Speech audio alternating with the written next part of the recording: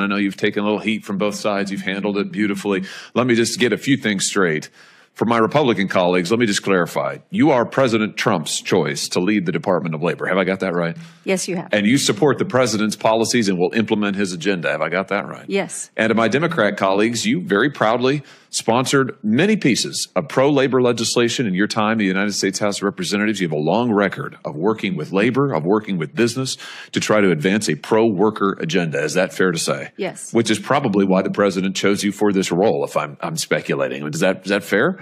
I think your record is really outstanding. Well, certainly we want to protect the American worker, and Made in America is important to the President of the United States. I couldn't be more proud to support the America First agenda for exactly that reason. We certainly want to make sure that we're focused on growing this economy. That is the conversation that I had with the president on how can we bring the American worker to be the pinnacle of every conversation that we have and supporting them and growing this economy. So yes, the influx of the mass immigration that we've seen over the last 4 years has hurt the American worker, and we want to make sure that we're supporting President Trump in his endeavor to support the American worker at all costs.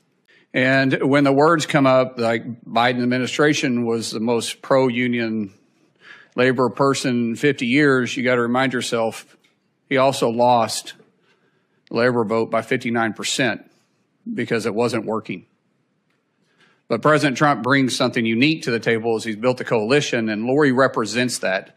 Lori represents someone that is uniquely positioned to bring people like Sean and I, who presented Lori to President Trump, and said, this is someone that we can work together with.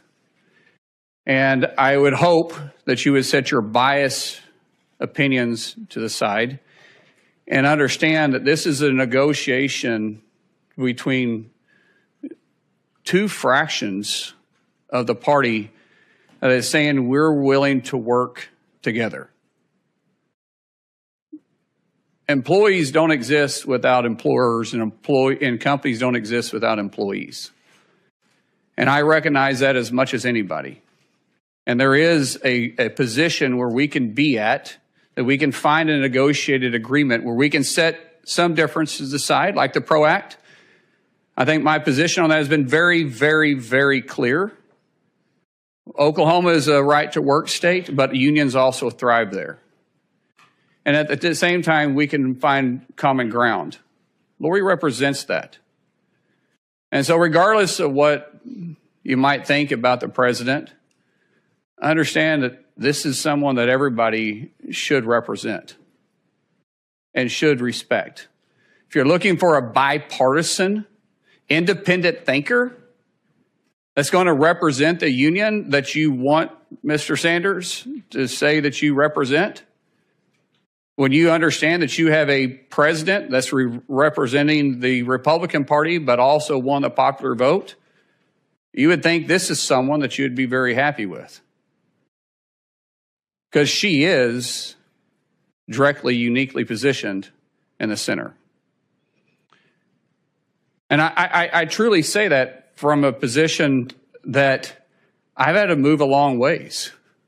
And if I can move, and if Sean and I can move and come together on this, then that, if nothing else, should set some type of an example. Even though I do joke with my new friend over here, which I had the mic and he can't defend himself here, that if we were in a relationship, I'd be the man in the relationship. He adamantly denies that. But I say that because now we're friends enough that we can make fun of each other, and at the same time, we can work together.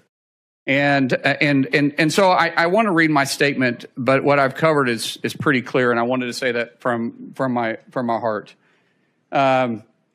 So, Chairman Cassidy, thank you for allowing me to share my thoughts and support on the nomination for Lori to be Secretary of Labor. As the Senate has gone through the advise and consent process of confirming President Trump's nominee, things have gotten increasingly partisan and contentious. But one thing that both sides of the aisle agree on is supporting working class Americans that power our country's economy. No company can survive without employees, and no employee is hired without a company. It takes both sides to be in the boat, rowing together in the same direction to be successful. I'm only moderately successful because I've been very fortunate to have employees that was willing to get in the boat with me and row in the same direction. With Lori's unique background as a small business owner, public servant, and through her relationship with union leaders, she has the ability to bridge the gap between businesses and workers. Lori's nomination reflects a historic coalition of working class Americans and elected President Trump to a second term in the White House. As a member of Congress, she often worked across the aisle in her efforts to support this cause. One of those issues is the PRO Act, as has been mentioned a couple times. I know that'll come up in conversation today. I get it, Oklahoma is a proud right to work state. And yet, we still support Lori. But as both sides of the table can continue to work together for hardworking Americans who have been struggling to put food on the table and to create better opportunities for themselves, their children, and their grandchildren. I don't think we have to look any farther than understanding Lori as an independent, nonpartisan perspective who will always keep the workforce the top of mind. And I would really encourage all of you to take a hard look, just like my good friend Sean and I have done.